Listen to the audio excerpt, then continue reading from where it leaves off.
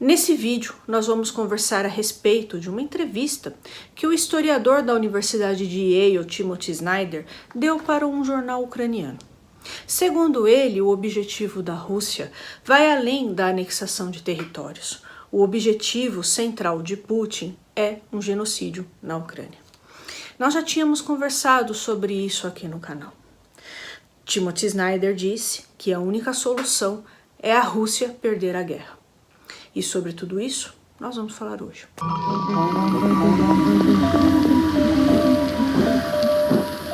Olá pessoal, eu me chamo Juliane e você está no canal Vai Ver. Já eu falo de história e literatura. Se você gosta desses dois temas, se inscreva aqui no canal. Se você se interessa pela guerra da Ucrânia, pela história da Rússia, da Ucrânia, da União Soviética, veja as nossas playlists, tá certo? Então, pessoal, o historiador Timothy Snyder, ele é professor da Universidade de Yale e ele é especialista em centro e leste europeu, principalmente Ucrânia. E ele já escreveu diversos livros que são utilizados na academia, como, por exemplo, Na Contramão da Liberdade, em que ele fala sobre a ligação do Trump com a máfia russa e com o Putin. Também Terras de Sangue, entre a Europa entre Hitler e Stalin. E Terra Negra, o Holocausto como História e Advertência. Eu já usei os livros dele em vários vídeos aqui do canal, né, como referência. Muito bem, pessoal, o que Timothy Snyder disse? Putin tem uma linguagem que indica o desejo genocida dele, né? Por exemplo, esses dias, o autocrata russo disse, sem citar nomes, que o Ocidente tinha nomeado um judeu étnico para encobrir a essência anti-humana que é a base do Estado moderno na Ucrânia, para encobrir o nazismo. Bom, ele voltou com a história do nazismo na Ucrânia e tal. Ele está fazendo referência ao Batalhão Azov, que é muito utilizado pela propaganda russa. Quem já acompanha o canal aqui já há um tempo, já me ouviu falar várias vezes a respeito do Batalhão Azov. Eu nem aguento mais falar de novo sobre isso. Já me ouviu falar sobre os neonazistas na Rússia. Mas eu vou repetir, pessoal, rapidinho a história do Batalhão Azov, porque não é todo mundo que acompanha, tá? Então, o Batalhão Azov foi criado em 2014 durante a invasão russa à Crimeia e ao Donbass. Inclusive, houve, né, como vocês sabem, o envio dos mercenários do Wagner, tanto para a Crimeia quanto para o Donbass, para ajudar os separatistas russos que foram fomentados e armados, né, pela Rússia. Muito bem, pessoal, o Batalhão Azov é de Mariupol e eles expulsaram os russos da cidade. Esse batalhão foi formado por membros de torcida organizada e militares. Andriy Biletsky é de extrema direita, foi ele quem formou o Batalhão Azov, e Andriy Biletsky deixou o batalhão e tentou carreira política. Ele inclusive concorreu com o Zelensky, que foi eleito. Biletsky não teve nem 2% dos votos. Também tenho que dizer que Moscou foi a capital europeia com o maior número de neonazistas da Europa. E esses grupos neonazistas foram utilizados pelo governo russo para coibir manifestações, principalmente as manifestações do Navalny contra, né, o Vladimir Putin, contra a corrupção. Em 2014, esses grupos neonazistas foram enviados para a região do Donbass para lutarem contra os ucranianos. Então, pessoal, voltando aqui ao nosso assunto, para Timothy Snyder, a linguagem do Putin já indica o seu objetivo genocida, né? Em não reconhecer que Zelensky foi eleito democraticamente e que os ucranianos têm autonomia para seguirem o destino deles, e inclusive para eleger o Zelensky. Segundo o historiador, no primeiro momento, os russos pretendiam matar o Zelensky, depois todo o governo, deputados, senadores, governadores, prefeitos, funcionários públicos. Posteriormente, eles pretendiam matar os jornalistas, historiadores, linguistas, sociólogos, enfim, qualquer um que pudesse contestar o domínio russo. Na cabeça do Putin sobrariam os camponeses ucranianos felizes por serem considerados pequenos russos. Como houve resistência da população ucraniana de uma forma geral, então os russos partiram para a destruição total, como o massacre de Bucha, a destruição da barragem de Nova Kakhovka, destruição dos grãos para evitar a exportação, destruição dos portos, da indústria e os ataques a civis, além do sequestro de crianças ucranianas e a tortura de civis.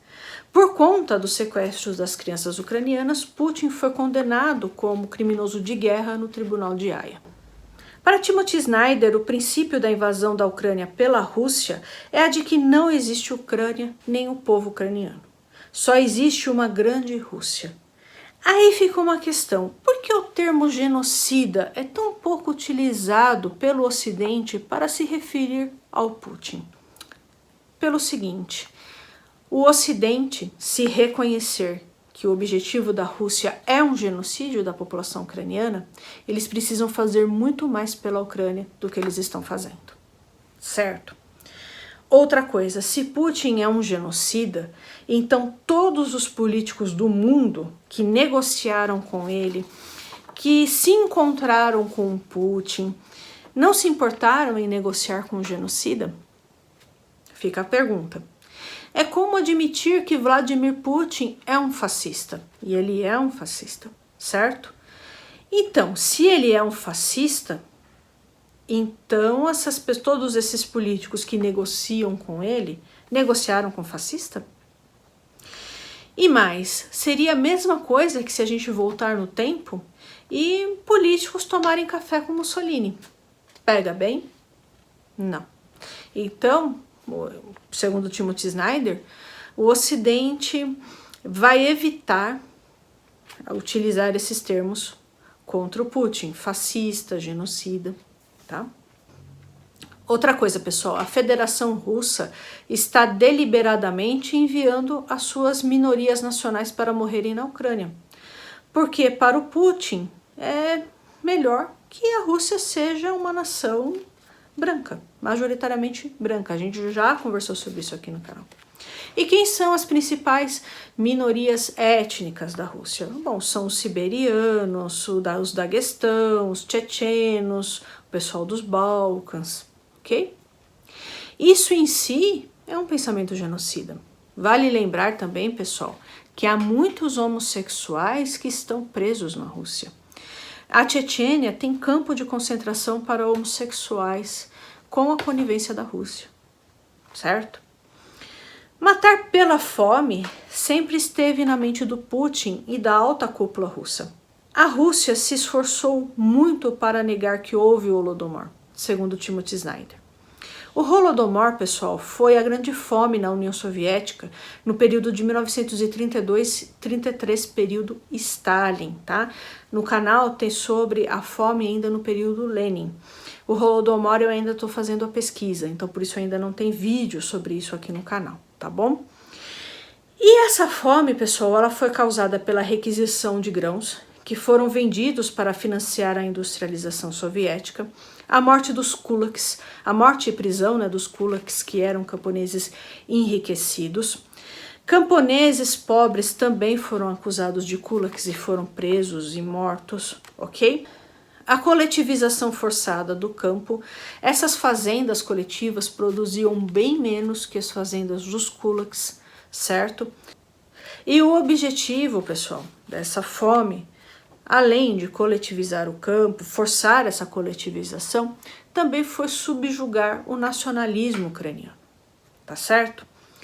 Eu deixo aqui a indicação para vocês de um vídeo sobre a fome no período Lenin e também sobre a ucranização, de como Lenin tratou a Ucrânia, tá?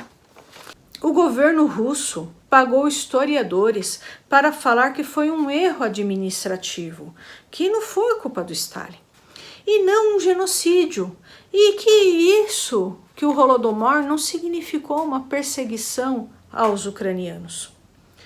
Os russos poderiam ter dito o seguinte, olha, foi no período soviético, e isso foi um erro.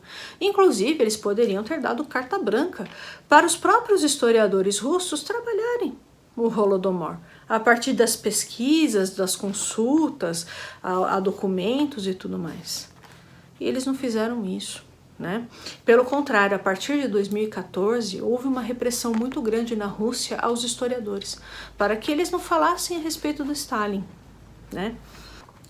Para Timothy Snyder, em geral, quando se nega algo, significa que esse governo está pensando nisso.